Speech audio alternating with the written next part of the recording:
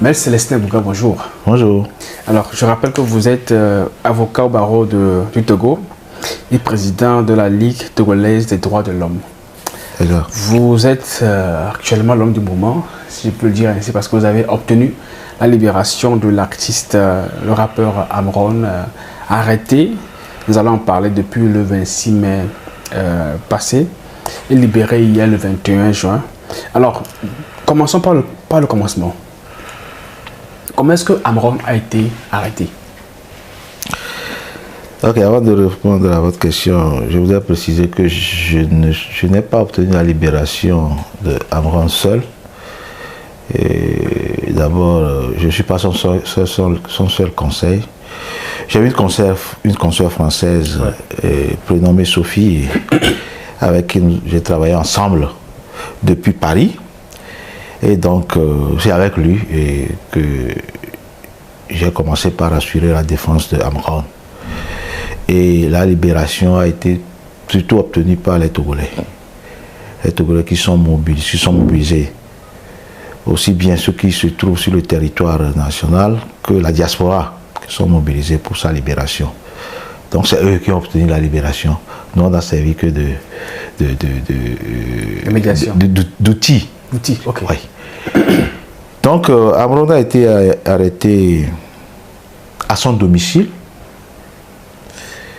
dans la nuit du 26 mai avec un groupe de gendarmes, pas un groupe de gendarmes qui sont venus et qui l'ont pris et puis bon, ils l'ont amené Manu Militari au SCRIC, service central de renseignement et d'investigation criminelle. Oui. Vous comprenez le sens, comme s'il a commis un crime. Et donc on l'a pris et puis on l'a amené quelque part d'autre. D'abord au SCRIC, où il a été torturé, il a été malmené, il a été bien secoué, avec des cicatrices partout. Bon, pour ne pas vous interrompre, parce que tout ce que vous dites aujourd'hui est une déclaration forte. D'abord, je vais revenir sur le cas de torture. Il a été arrêté par des gendarmes. Ils sont nombreux, ils étaient nombreux. Environ une cinquantaine. Une cinquantaine de gendarmes. Donc, ça confirme un peu la version qui avait circulé au départ, qui avait quand même un groupe de personnes, un groupe de gendarmes étaient nombreux pour venir l'arrêter. Oui. Parfait. Alors, de sa maison, ils l'ont conduit au SCRIC. Oui. Pour le torturer, ça c'est vos mots. Je sais pas que vous avez... De toute façon, quand ils l'ont amené au bureau du SCRIC, après ils l'ont fait sortir à un endroit, dans l'enceinte du SCRIC toujours. Ils ont commencé, ils l'ont menotté dans des conditions déplorables et puis ils ont commencé par le bastonner.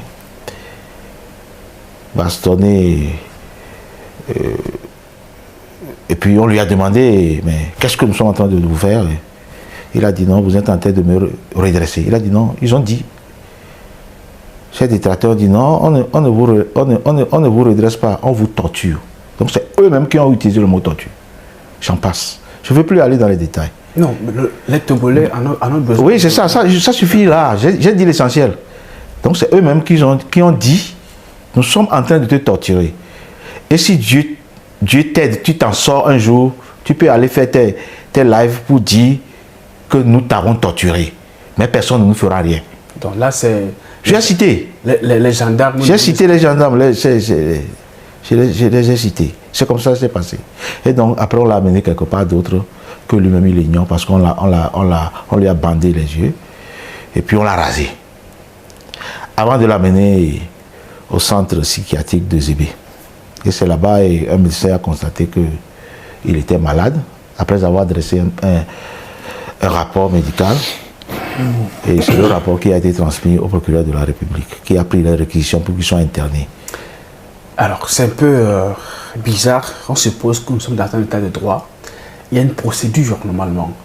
On suppose aussi que Amron aurait tenu des propos un peu délicats vis-à-vis de l'autorité. Alors, dans ces conditions, comment est-ce que, normalement, en tant qu'avocat, comment est-ce que, normalement, on interpelle les gens dans un état de droit?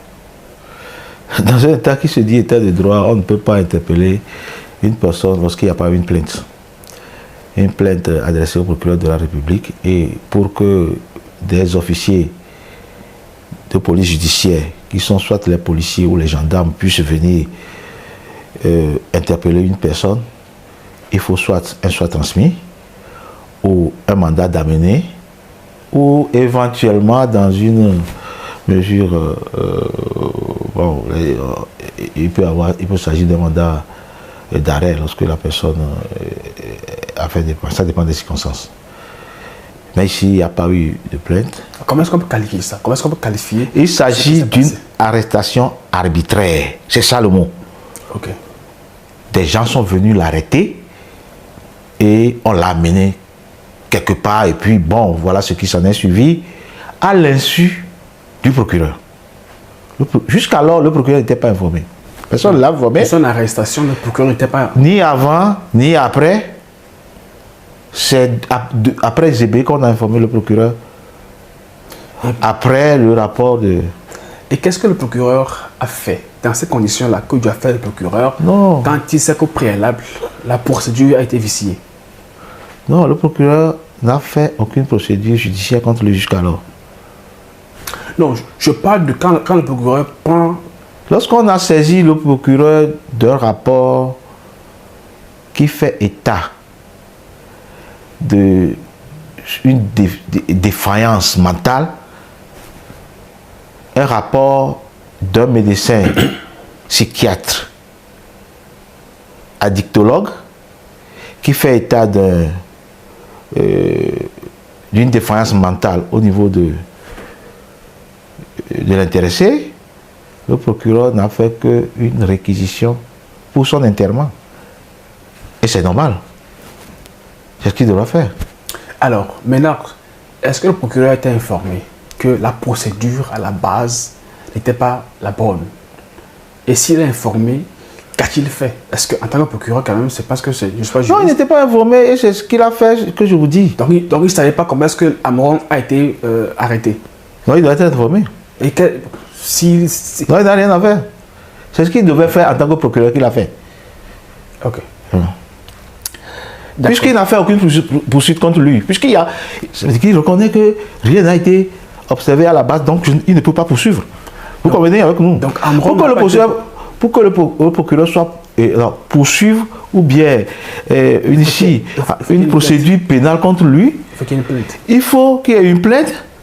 Ou à défaut, lorsqu'on interpelle la personne, on l'informe et il donne les consignes pour faire ce qu'on appelle une enquête préliminaire.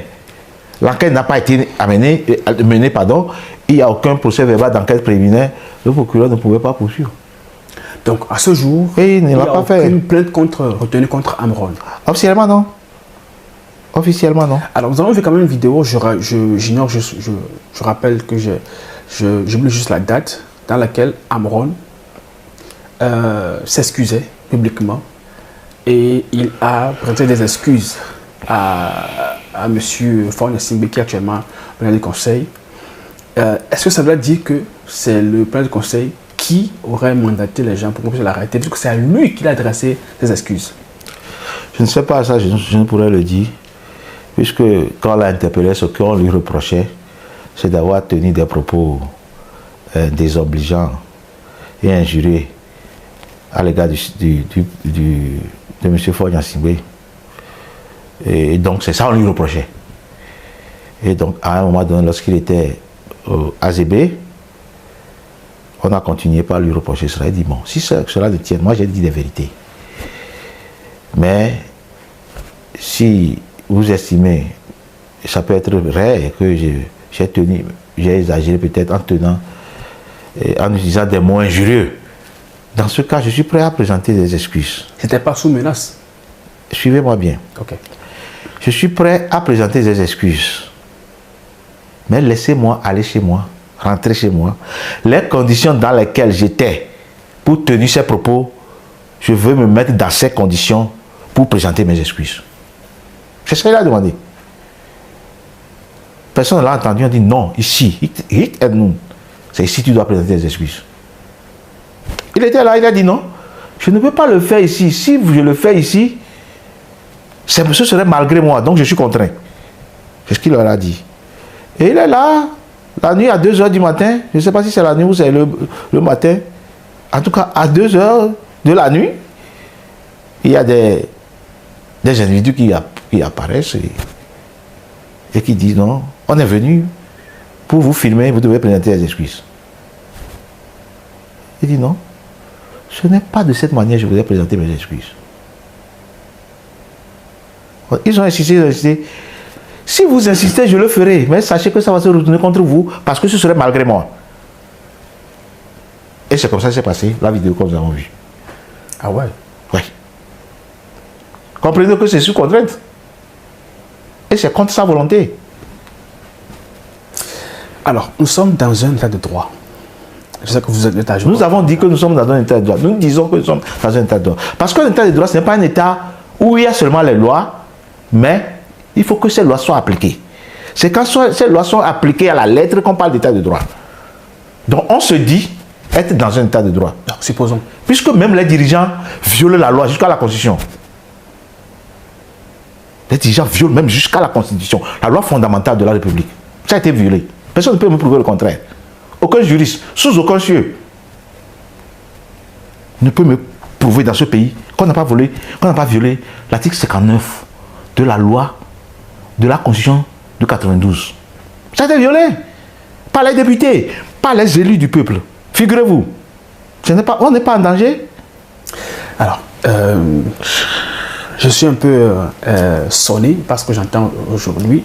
Alors, sur la toile, nous, on n'était pas informés des conditions dans lesquelles Amoron a présenté les excuses. Il y a eu des supputations. On se disait que forcément il y aurait ça allait faire ces contraintes. Mais sur la toile, les amis du régime, ceux qui sont peut-être à dessein, ceux qui sont proches du régime, ont célébré cela comme une reconnaissance de Amoron de ses fautes vis-à-vis de l'offense qu'il aurait faite vis-à-vis de M. Faure Gnassingbé. Alors, on suppose qu'il a reçu, qu'il a accepté ces excuses-là, parce que c'est à lui qu'on a adressé les excuses. Est-ce qu'il pourrait être informé des conditions dans lesquelles les excuses lui auraient été présentées? Ça, je saurais dire, peut-être que c'est ceux qui ont manigancé je sais pas, cette vidéo-là, ceux qui ont préparé, manigancé cet épisode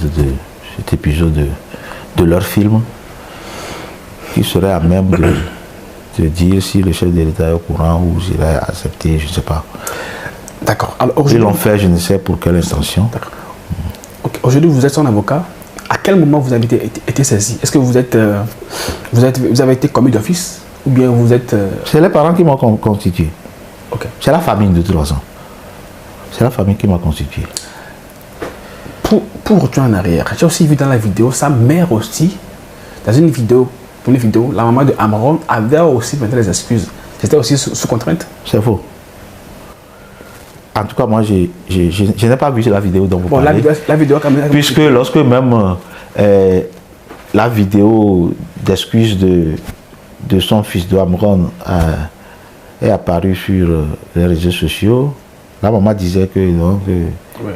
La maman était peinée, elle dit non, il ne croit pas à cela, et que son fils, il a l'impression qu'il est en train de lire quelque chose qu'on lui a présenté de lire. Parfait. Donc revenons maintenant.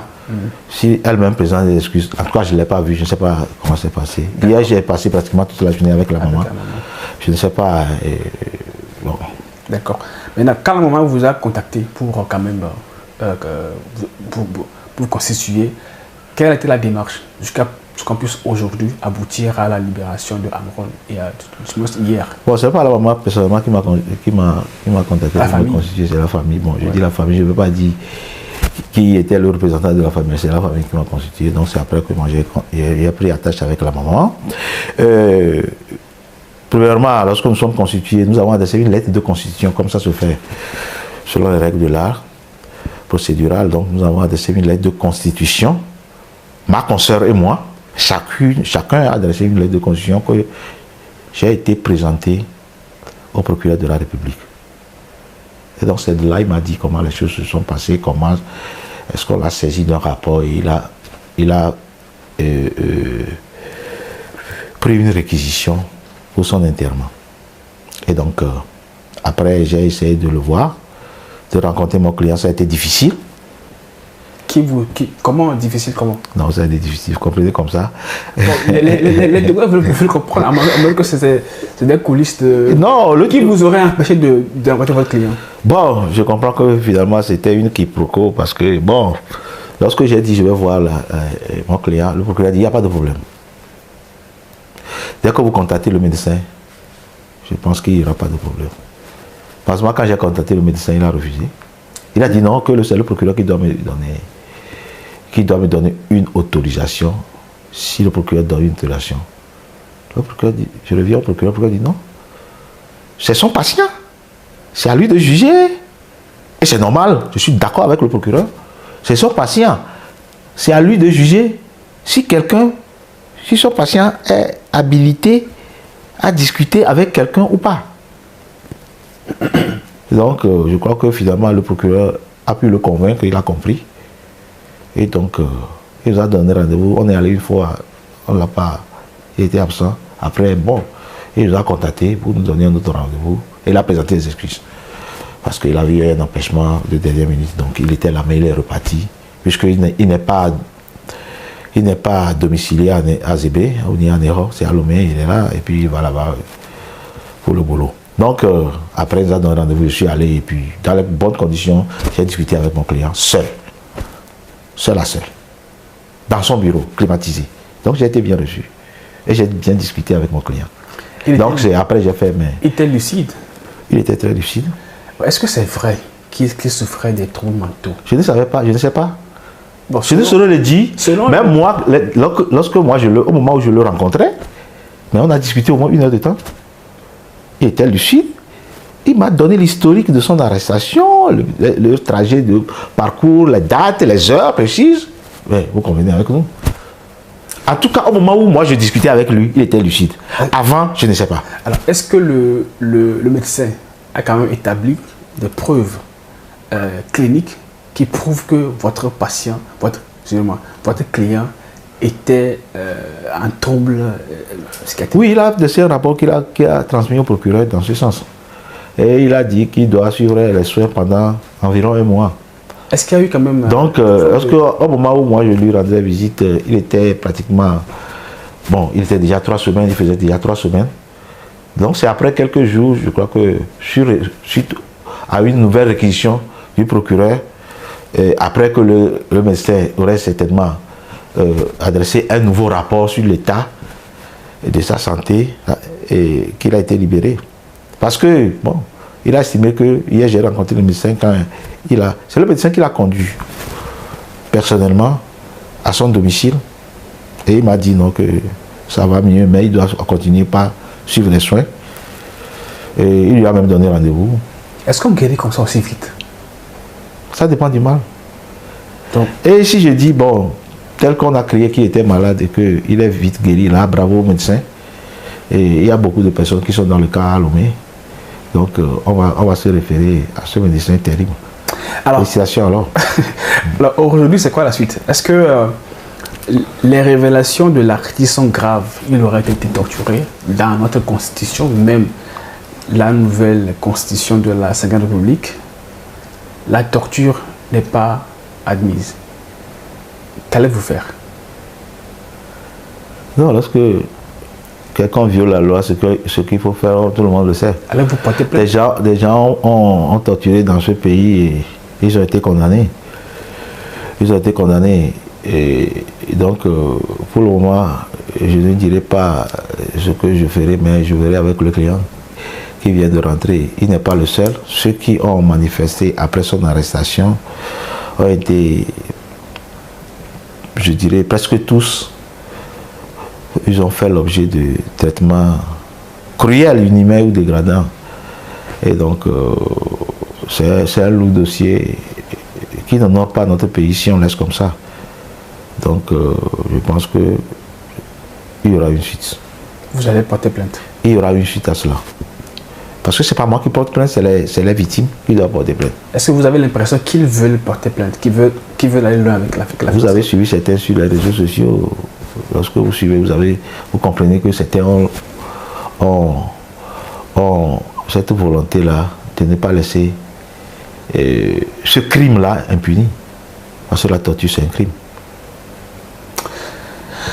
Maître Célestin Bougan, merci beaucoup d'avoir répondu à toutes les questions. Merci d'avoir accepté déjà de participer à cette émission. C'est votre maison. Nous pourrons vous faire appel prochainement si vous avez d'autres questions. Pas de problème, c'est moi qui vous remercie pour votre disponibilité. Merci beaucoup.